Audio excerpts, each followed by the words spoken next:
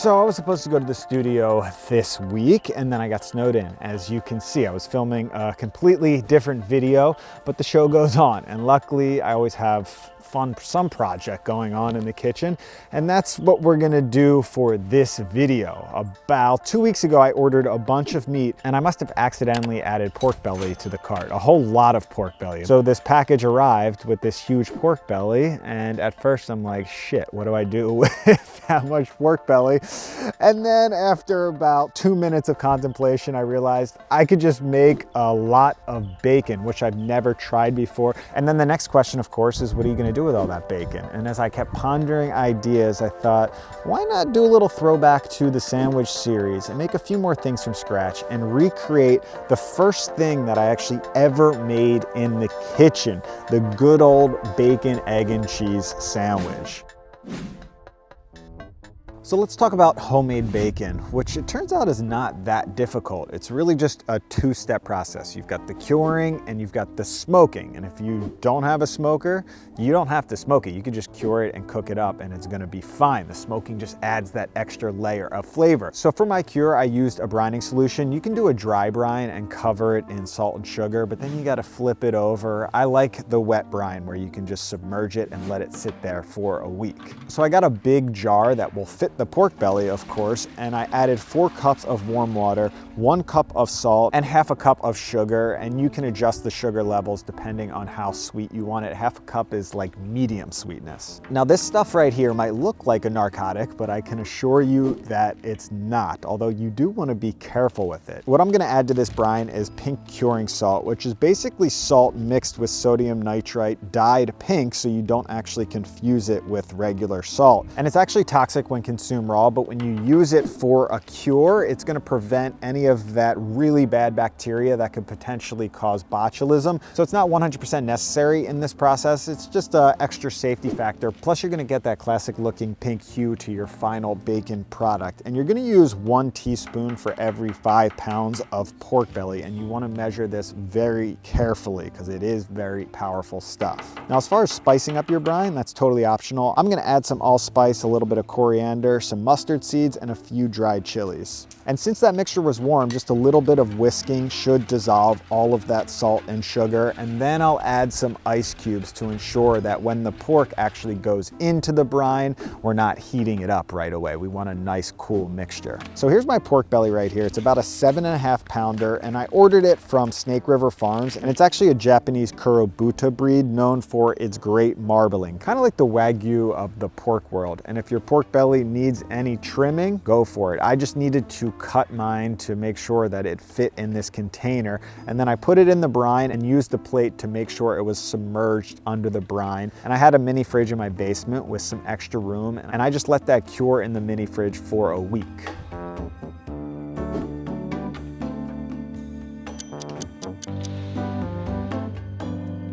And after a week, the curing process is done. This is what your pork belly should look like, but we're not finished yet. You actually can be finished here. You could slice it up and fry it, and you would have delicious tasting bacon. But to take it to that next level of flavor, I'm gonna throw this pork belly on the smoker.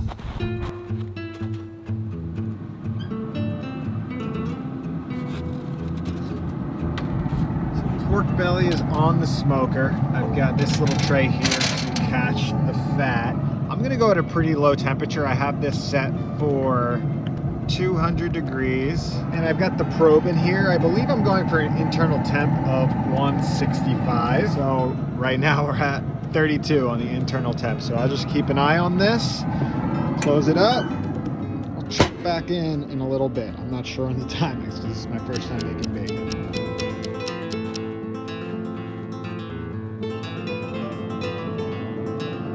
So I did some research, and an internal temp of 145, which we're at right now, is perfect to pull this bacon. Plus, we're going to be cooking it more. These look, they're looking pretty sexy over here. When the pork belly came off the smoker, I let it cool off completely in the fridge, and then right before I sliced it, I actually threw it in the freezer. And this is a great tip, especially when I don't have a meat slicer hanging around. If I want nice, clean slices of bacon, having that meat nice and cold is gonna really help you slice through this thing.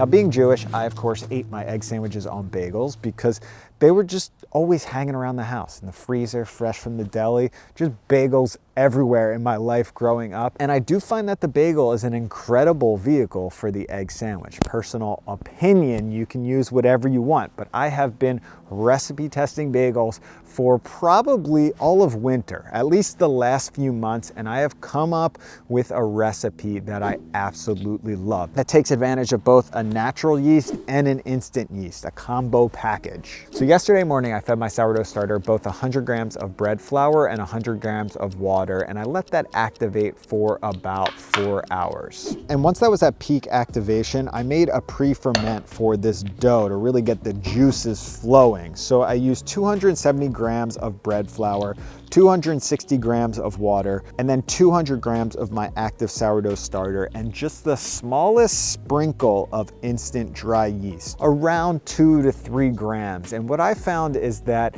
the instant yeast, early on in the fermentation, it's gonna give this dough a nice boost and also lighten up that final product. And then as the fermentation goes on into the later hours and we really extend it, that's when the sourdough starter really kicks in and flavor blasts these bagels. So I mix up that pre-ferment and let that sit at room temperature for about an hour. And after an hour, you should see a few bubbles like this, which is how you know you're ready to move on to the rest of the ingredients. I added in my salt, and this is pink Himalayan salt. And unlike the pink curing salt, you can actually consume this stuff. I added in 2 tablespoons of warm water to help dissolve that salt. And then I added it to the dough, as well as the remaining 360 grams of bread flour. And I mixed that up until it was a rough mass, and then kneaded that dough for about 10 minutes until it was nice and smooth.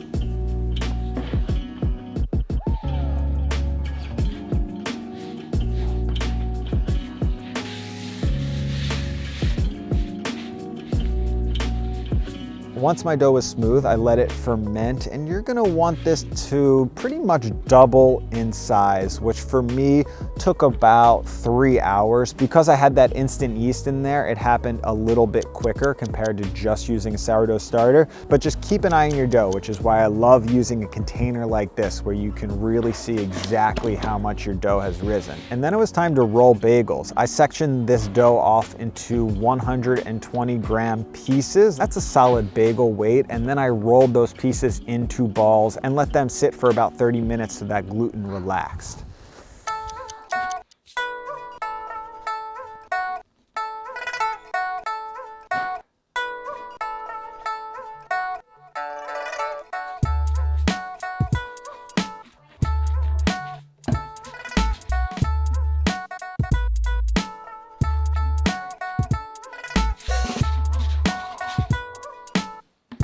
Once my bagels were rolled, I let those sit in the fridge, and this is where the sourdough starter really kicks in, and you build that flavor from that natural bacteria and yeast really developing through a long fermentation.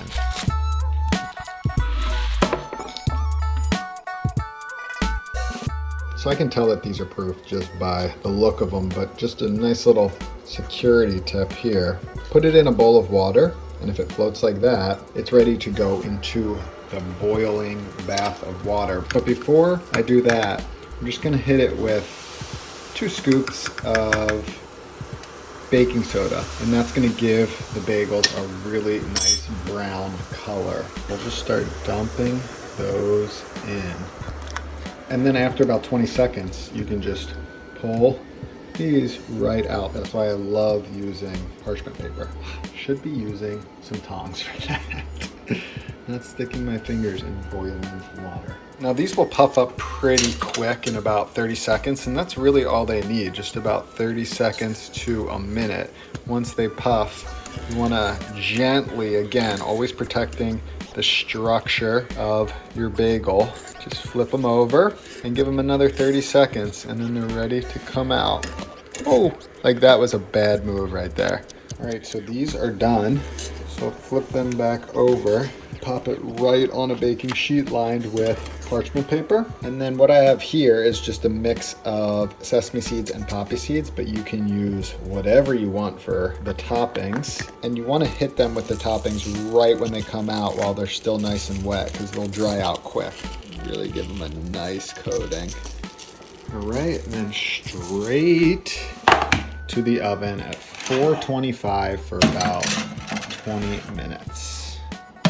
Bagel magic is about to happen.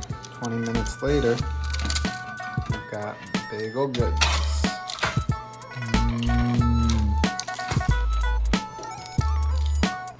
Now that to me is the perfect bagel. Crunchy on the outside, but still nice and light. It's not a dense bagel, which I like. I'm really happy with the way these babies turned out. But an egg sandwich for me, growing up at least, was not complete without the addition of a very special condiment. What is that condiment? Well, the most popular condiment in the US by a mile. Good old ketchup. Something that I loved growing up. I used all the time growing up. And then as I got into cooking, I kind of had a bit of a rebellion against it. I talked a lot of trash on ketchup, like it was strictly a fast food condiment. And then recently, in the last few years, I've started to gain more respect again. It's coming back into my life in a big way. And when it comes to an egg sandwich, there's just something about that sugary tomato goodness that just completes the entire dish. So I'm gonna make a really quick homemade ketchup that's super simple. It starts off with sauteing some garlic and onions in some oil until they're nice and brown. Then I go in with some sugar, melt that down a bit, and add my tomato paste, which is just concentrated tomato flavor. And then I'll just cook that down until it starts to get a bit jammy. And that's when I'll hit it with vinegar, followed by some crushed tomatoes. I'll add a little bit of water to thin it out. Then I'll go in with the spice. I'm using some mustard powder and some celery salt here. And you can use a blender, but I'm gonna use my immersion blender just to puree those onions and garlic and to really bring all those flavors together. Not bad. Not bad for a quick ketchup. Not perfect. It doesn't quite nail down that Heinz 57 flavor. A little more gourmet tasting, more like just a sweetened tomato sauce, but it will do.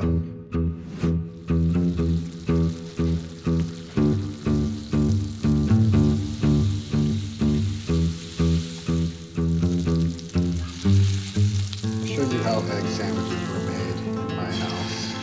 Scramble the eggs, pop it in a little bacon grease. Kind of like you're making an omelet, but you're just squaring it up. It's a technique created by my dad. The only thing he used to make. He did it much better than I'm doing right here. But the idea is to just make it into some type of shape that will fit nicely onto the bagel. And then you top it with some American cheese. Who can relate? Maybe the worst cheese out there, but the best cheese for this sandwich. Boom, and let that melt.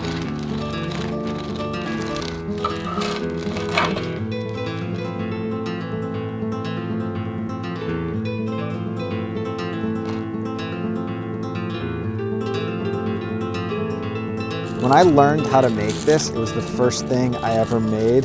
I'm pretty sure it was the only thing I made for like 2 years. I was probably 12 years old. I would make it for my friends for sleepovers. I would make it when I got home from school.